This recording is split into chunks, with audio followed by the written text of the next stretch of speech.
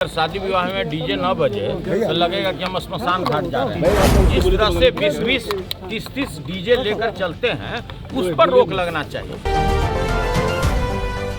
देखिए ऐसा है कि डीजे अगर शादी विवाह में बजता है नीचे करो ना यार, तो यह तो छम है, इसलिए कि अगर शादी विवाह में डीजे न बजे तो लगेगा कि हम स्मशान घाट जा रहे हैं, तो इसलिए हम उसमें हम सहमत नहीं हैं। लेकिन जो इस तरह से सरस्वती पूजा के विसर्जन में, दुर्गा पूजा के विसर्जन में, रामनवमी में, सबसे ज्यादा रामनवमी में जो ये भाजपाई लोग हैं, जो RSS वाले लोग हैं, जिस तरह से 20-20, 30-30 डीजे लेकर चलते हैं, उस पर रोक लगना चाहिए। शादी विवाह में अगर डीजे बज रहा है तब तक तो क्षम है, इसलिए कि अगर शादी विवाह में भी अगर डीजे नहीं बजेगा तो लगेगा कि हम किसी के लाश को लेकर स्मशान घाट जा रहे हैं। तो देखिए ऐसा है कि सरकार से बहुत आपासा भी नहीं रखी। सदन में लोग बोल दिया, यहाँ तो शराब में भी कानून बना हुआ है, दहेज प्रथा में भी कानून बना हुआ है। कोई भी व्यक्ति अपने दिल पर हाथ रख के, कोई भी सदन का भी कोई नेता बता दे कि कोई मध्यम वर्ग फैमिली में या कोई भी व्यक्ति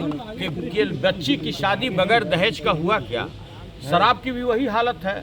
जितना शराब प्रोहिबिशन के पहले, वर्ष 2016 के पहले यहाँ नशाबंदी नहीं था, जितना शराब की बिक्री था उससे डबल अभी शराब का बिक्री है। उतना ही नहीं, कोकीन, चरस और तरह तरह का जो गांजा, ये सब का जो बिक्री है आज देश में, जो पहले बेंगलोर, पूना, पंजाब माना जाता था, आज बिहार उसमें अव्वल है। इसलिए सदन में मंत्री के बात पर बहुत जाने का जरूरत नहीं है। हम केवल यही डिमांड करते हैं कि जो विसर्जन के टाइम में जो हुल्लड़बाजी होता है डीजे बजा करके, उस पर रोक लगना चाहिए। जो रामनवमी के आड़ में जो तरह तरह का लोगों को डराया धमकाया जाता है मोहल्ला में घुस करके, उस पर रोक लगना चाहिए। शादी विवाह में डीजे पर कभी भी रोक नहीं लगना चाहिए। अशोक चौधरी बयान दे रहे थे तो आप बाहर निकल सकते। अशोक चौधरी, ऐसा है कि अगर डीजे को अभी एक लिमिटेशन है, अगर एक साउंड उसका जो डिसिमल या क्या कहता है, अगर उसके अंदर में अगर कोई डीजे बजाता है तो अपराध नहीं है। और होली तो जो है, होली पर्व ही है उल्लास का। अब हम कैसे कह दें कि भाई उसमें डीजे नहीं बजना चाहिए। डीजे नहीं बजना चाहिए, जो छोटा मोटा जो साउंड बॉक्स होता है वो तो बजा ही सकता है। हुल्लड़बाजी नहीं होना चाहिए। डीजे के आड़ में जो हुल्लड़बाजी होता है उसके पक्ष में हम नहीं हैं।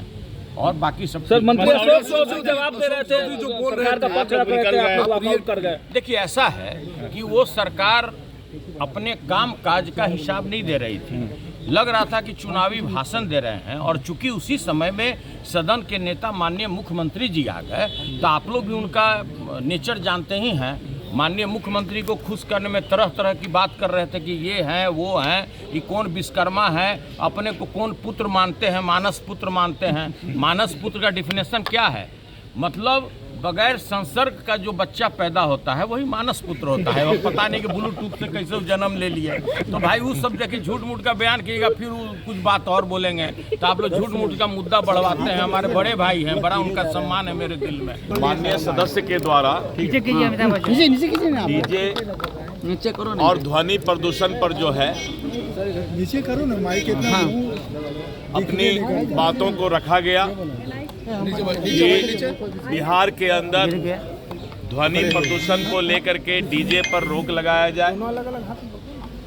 सरकार ने आश्वासन दिया है कि जो डीजे का ध्वनि है उस ध्वनि पर नियंत्रण किया जाएगा, और आने वाले समय में डीजे जो है आम जगह पर उठाने में, और इस चीज का ध्यान रखा जाएगा कि ध्वनि प्रदूषण नहीं हो।